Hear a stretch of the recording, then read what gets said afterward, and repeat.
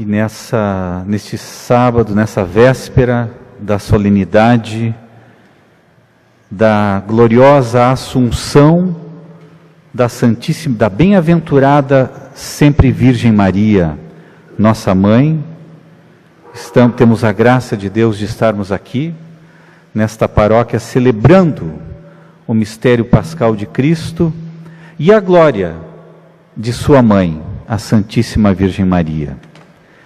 Nessa solenidade da Assunção, da sua Assunção aos céus.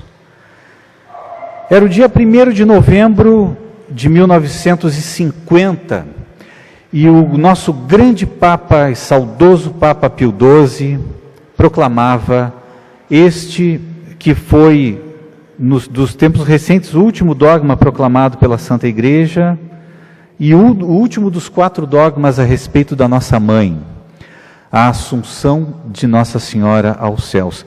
Diz o conceito que a Virgem, bem assim, a Virgem Imaculada, tendo terminado o curso de sua vida terrena, foi assunta aos céus em corpo e alma. A Virgem Imaculada, terminado o curso de sua vida terrena, foi elevada ao céu, foi assunta aos céus, pelo poder de Deus, foi assunta aos céus. A Mãe de Deus, a Mãe de Jesus. A grande alegria, o grande momento da glorificação da nossa Mãe. Ela, que já pensada por Deus desde toda a eternidade, já com uma pista que nos deu lá em Gênesis 3,15, aquela que haveria de esmagar a cabeça da serpente, aquele primeiro anúncio, aquele primeiro evangelho, aquela primeira esperança de salvação da humanidade, que nós já temos no primeiro livro da Bíblia, ela, e que lá no final, que nem a primeira leitura que nós vemos no Apocalipse, que a igreja, os santos padres, veem aquela mulher revestida de sol, com a lua debaixo dos seus pés e sobre a cabeça uma coroa de 12 estrelas, que dá à luz um filho primogênito, que há de governar todas as nações com um cetro de ferro. A Santíssima Virgem, a nossa mãe, do início ao final da Sagrada Escritura, é a mãe que nós celebramos, que nós nos recordamos ao redor de quem nós estamos, nessa tarde feliz. E hoje, 15 de agosto, é exatamente hoje, a solenidade da Assunção de Nossa Senhora. A Santa Igreja transfere para o domingo, sempre, dada a importância, a relevância, a excelsitude da festa. Mas nós temos a graça de estarmos aqui nessa tarde, ainda iluminada pelo resto dos raios do sol. É a Santíssima Virgem Maria que nos ilumina com a luz que ela recebe de Deus e que reflete sobre nós. A nossa mãe, diante de quem, aos pés de quem nós somos convidados nesse momento a colocarmos todas as nossas angústias, nossas inquietações, a nossa vida. A igreja também nos ensina que ela é a grande intercessora. Cristo, que é o único mediador entre Deus e os homens e que intercede por nós, mas a intercessão da Santíssima Mãe, ela se funda na intercessão de Cristo, e nessa intercessão de Cristo ganha toda a sua força, toda a sua efetividade. Ela que se antecipou a nós na ressurreição, como nos diz São Paulo, na segunda carta ele fala, como em Adão todos morrem, assim também em Cristo todos reviverão, porém cada qual segundo uma ordem determinada. Em primeiro lugar, Cristo como primícias, depois os que pertencem a Cristo, por ocasião da sua vinda. A seguir será o fim, quando ele entregar a realeza a Deus Pai, depois de destruir todo o principado, todo o poder e força, porque é preciso que ele reine, até que todos os seus inimigos estejam debaixo de seus pés. O último inimigo a ser destruído será a morte. É preciso que ele reine. E a nossa mãe, desde o início, no momento da sua vocação, no anúncio do anjo, ela, diante da palavra de Deus e da proposta, palavra de Deus proposta através do anjo, ela, o que ela diz? Ela se prostra diante da palavra de Deus e diz: eis aqui a serva escrava do Senhor, faça-se em mim conforme a tua palavra.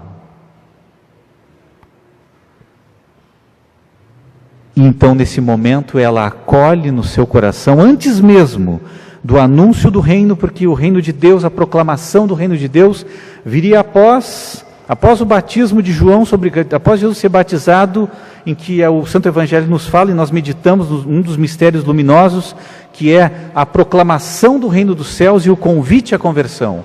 Antes mesmo que isso ocorresse, Nossa Senhora já acolhia no seu coração o reino de Deus. E por quê? Antes mesmo que São Paulo escrevesse essa carta aos Coríntios, é preciso que Cristo reine. Ele já passou a reinar no coração da mãe, porque ela disse isso: eis aqui a escrava do Senhor, faça-se em mim segundo a tua palavra. É preciso que Cristo reine, e nós estamos aqui porque nós estamos buscando na nossa vida o reino de Deus. Mas como, e Jesus anuncia, né? Convertei-vos, não é assim que ele fala?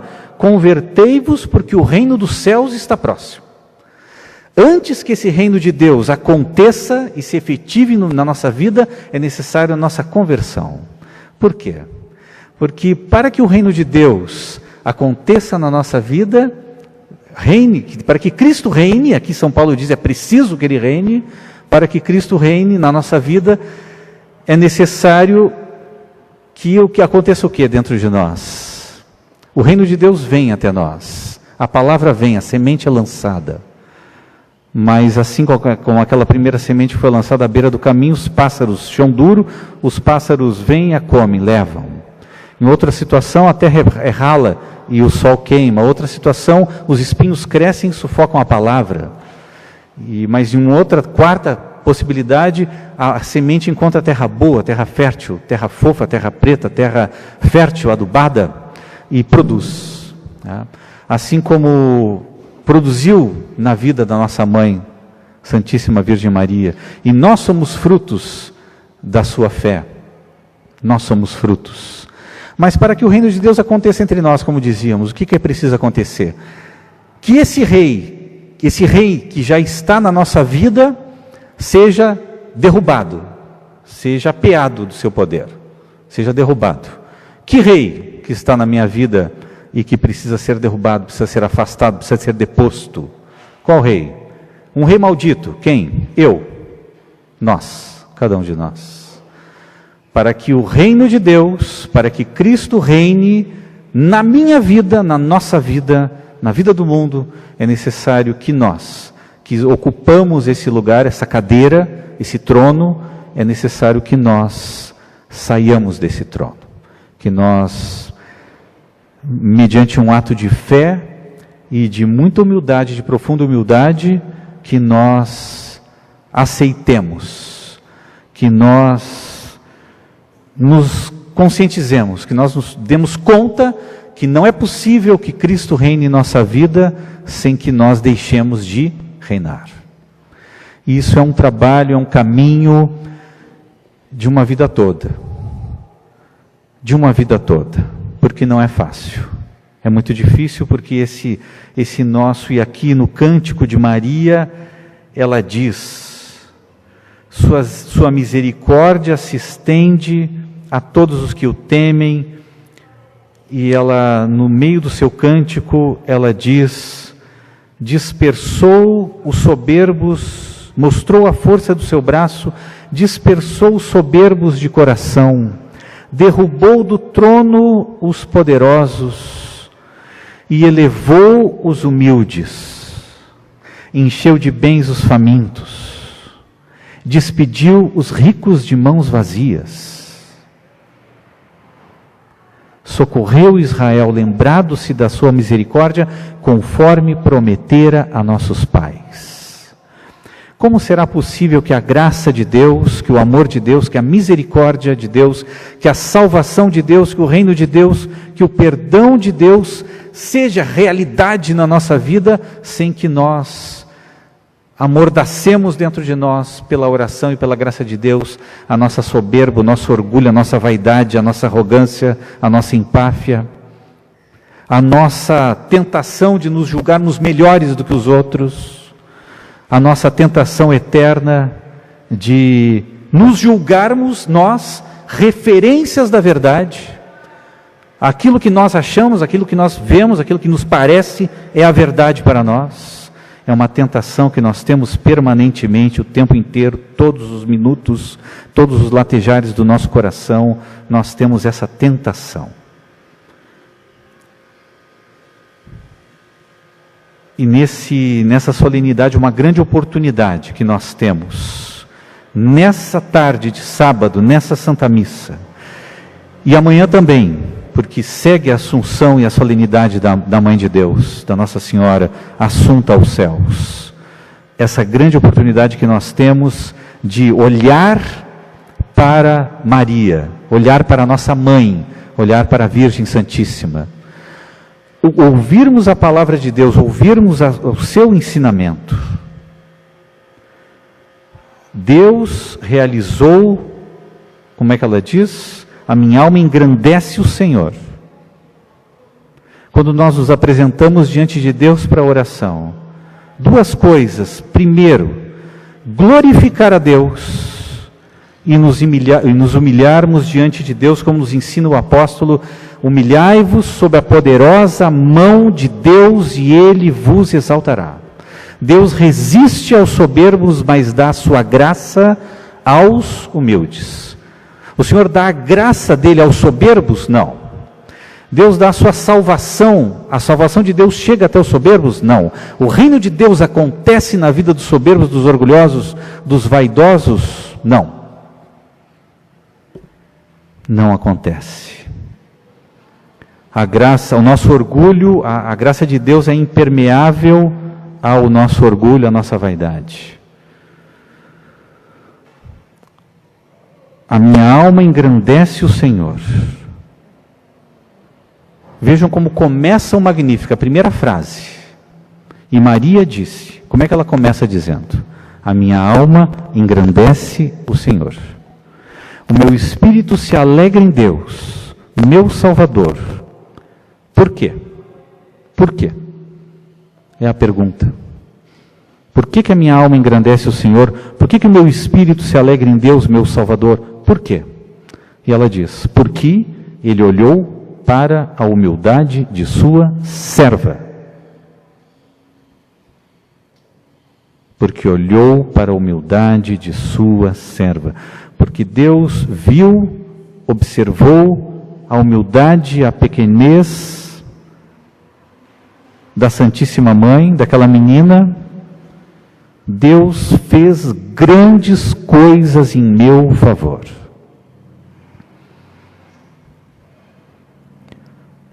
Porque muitas vezes a nossa vida cristã, a nossa vida humana, tudo que acontece na nossa vida, por que muitas vezes nós oramos, nós pedimos, e o apóstolo já nos adverte: pedi e não recebeis, porque pedis mal, com o objetivo de gastardes nos vossos prazeres, nos vossos objetivos humanos pequenos, diferentes da vontade de Deus.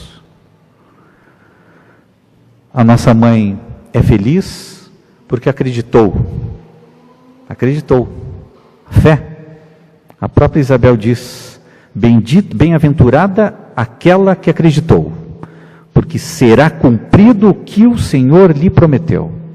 Se nós desejamos, se nós queremos o Senhor e queremos ver cumpridas em nossas vidas as promessas de Deus, neste mundo e no outro, é necessário que nós peçamos a Deus a graça da fé, peçamos a Deus a graça da humildade, da pequenez, Peçamos a Deus a força e a capacidade de aceitarmos que é necessário nós sairmos da cadeira da nossa vida, da chefia da nossa vida e aceitarmos que Deus venha reinar. E nós cantamos: podes reinar, Senhor Jesus. O teu poder, teu povo sentirá. Podes reinar, Senhor. Te agradecemos, Santíssima Virgem Maria, Mãe de Deus e nossa Mãe. Colocamos diante dos teus pés toda a nossa vida, aquilo que enfrentamos nesse momento da nossa vida presente, todas as dificuldades, todos os enfrentamentos, todos os sofrimentos, todas as lágrimas, aquilo que ocorre na nossa vida, na nossa profissão, na nossa casa, na nossa paróquia, com os nossos amigos, com os nossos inimigos, as nossas dúvidas, incertezas, sofrimentos, doenças, pecados, relacionamentos estragados,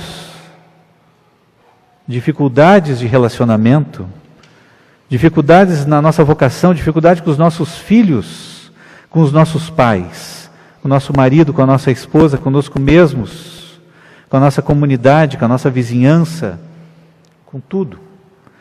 Colocamos, Mãe, colocamos diante de Ti, nossa Mãe, nossa Rainha, hoje assunta aos céus, que nós possamos também, ó Mãe, Te seguirmos na Tua assunção, que possamos ser assumidos por Deus, ao coração de Deus, que possamos deixar que Deus nos assuma para si, que as nossas resistências, que a nossa teimosia, que a nossa falta de fé possa ser afastada, possa ser diminuída, possa ser mitigada.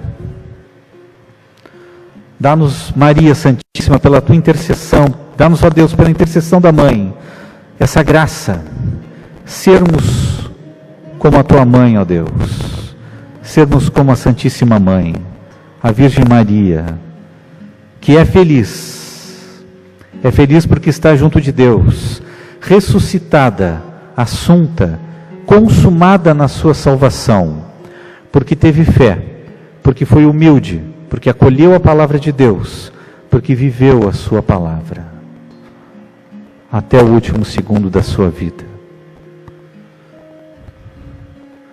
Ó Maria concebida sem pecado, rogai por nós, que recorremos a vós. Nossa Senhora da Assunção, rogai por nós. Seja louvado nosso Senhor Jesus Cristo.